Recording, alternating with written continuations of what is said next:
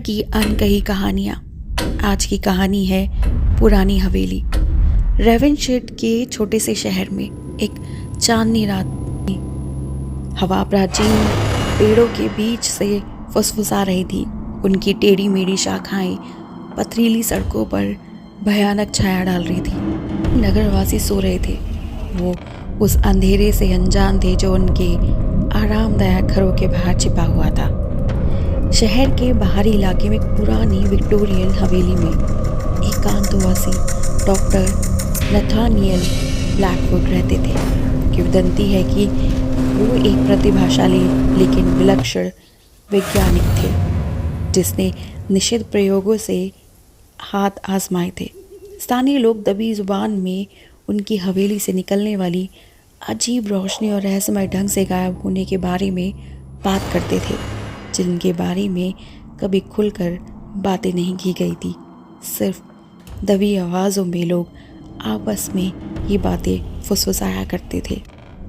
एक दुर्भाग्यपूर्ण रात एमिली हार्पर नाम की एक जिज्ञासु पत्रकार डॉक्टर ब्लैकवुड के बारे में जो अफवाहें थी उनसे प्रभावित होकर रेवेनशेड पहुंची।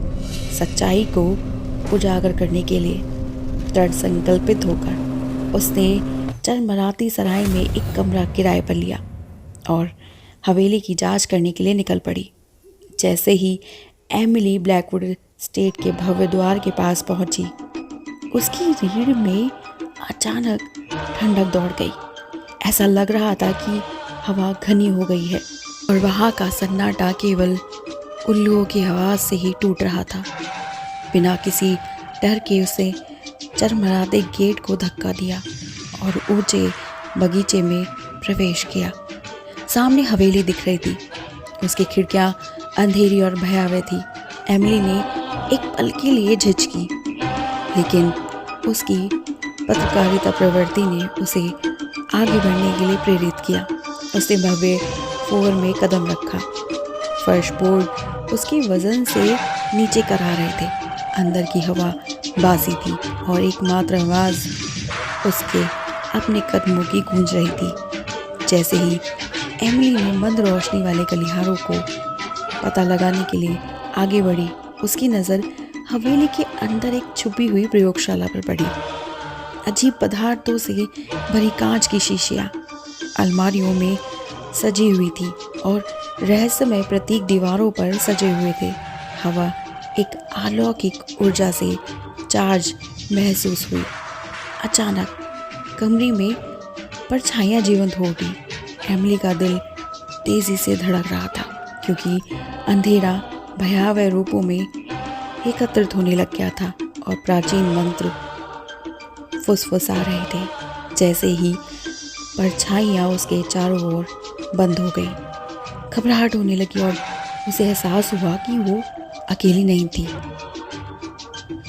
अंधेरे की गहराइयों में स्वयं डॉक्टर नथानियल ब्लैकवुड की भयानक आकृति उभरी। उसकी आंखें एक प्राकृतिक रोशनी से चमक उठी और उसकी आवाज़ पूरे कक्ष में गूंज उठी, जिससे भयानक सच्चाई सामने आ गई। मैंने मौत के बाद के जीवन के रहस्य को खोलने की कोशिश की, उन्होंने कहा, लेकिन ऐसा करने में मैंने अपने नियंत्रण से परे ताकतों को उजागर कर दिया। परछाइयाँ भूखी हैं और वो जीवित रहने की लालसा रखती हैं। परछाइयाँ एमिली पर झपट पड़ी और उसे बर्फीले घेरे में घेर लिया। जैसे ही अंधेरा उसे घेरने लगा, वो चिल्लाने लगी और प्रयोगशाला एक बार फिर खामोश हो गई। अगली सुबह शहरवासी जागे और देखा कि ब्लैकवुड हवेली भयानक धुंध में डूबी हुई है। डॉक्टर ब्लैकवुड और भीतर की परछाइयों की कथा एक सावधान करने वाली कहानी बन गई, जो ठंडी चांदनी रातों में चूल्हों से फुसफुसाती थी। रेवेनशेड अपने शांत अस्तित्व में लौट आया, लेकिन उस भयावह रात की स्मृति बनी रही। एक डरावनी याद दिलाती है कि कुछ रहस्य को छेड़े बिना ही छोड़ देना बेहतर है।